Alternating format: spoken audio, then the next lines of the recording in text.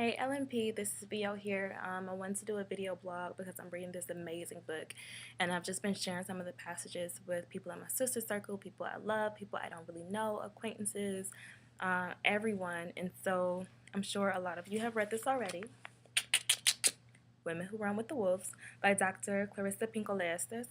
And it's just absolutely phenomenal. So I wanted to read a few passages out of the book because I just gotta share it. Like, women, like, we are amazing, we are divine, we are, I mean, we know this already, but it's just like there is old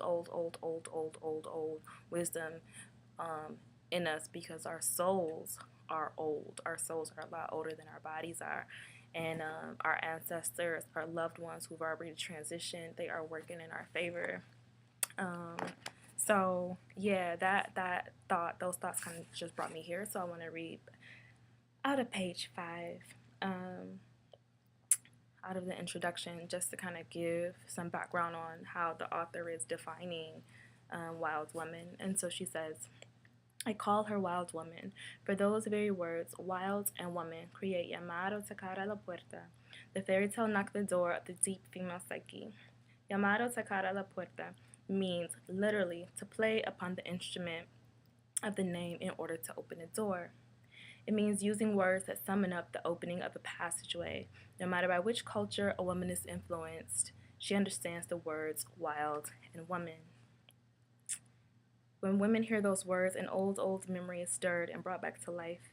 The memory is of our absolute, undeniable, and irrevocable kinship with the wild feminine. A relationship which may have become ghosty from neglect, buried by over-domestication, outlawed by the surrounding culture, or no longer understood anymore. We may have forgotten her names. We may not answer when she calls ours, but in our bones we know her. We yearn toward her. We know she belongs to us, and we to her. So I'm going to go over to page 6 and start with a paragraph that says, these transient tastes of the wild come during the mystique of inspiration. Ah, there it is. Oh, now it is gone. The longing for her comes when one happens across someone who has secured this wildish relationship. The longing comes when one realizes one has given scant time to the mystic cook fire or to the dream time. The longing comes when one realizes one has given scant time to the mystic cook fire or to the dream time, right?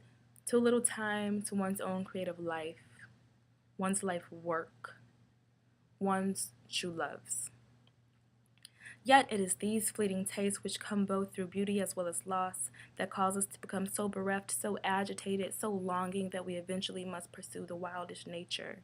Then we leap into the forest or into the desert or into the snow and run hard, our eyes scanning the ground, our hearing sharply tuned, searching under, searching over, searching for a clue, a remnant, a sign that she still lives, that the wild woman in us still lives, that we have not lost our chance.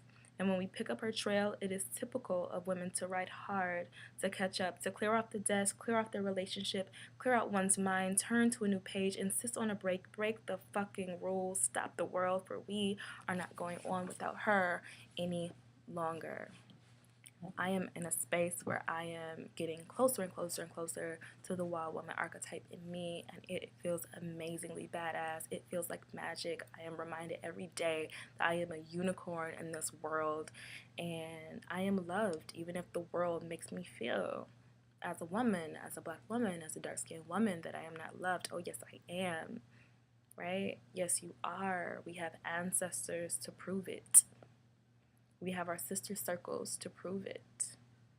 We have our lovers to prove it, right? And so sometimes it's easy to forget. So I just wanted to send out a little reminder. Be good to yourselves. Be gentle and tender with yourselves. There is strength in vulnerability.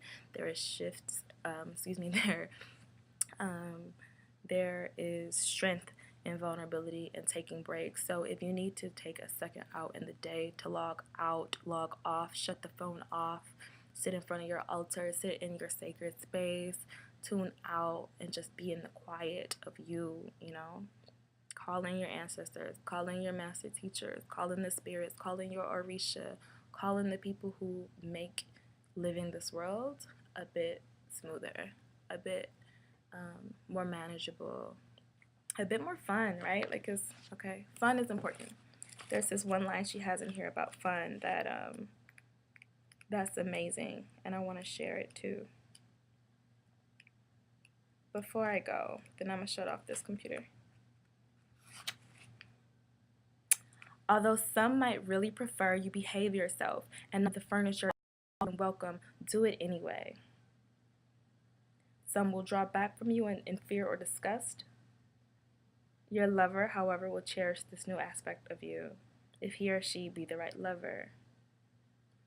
Right? So I'm going to say that one more time and a little slower.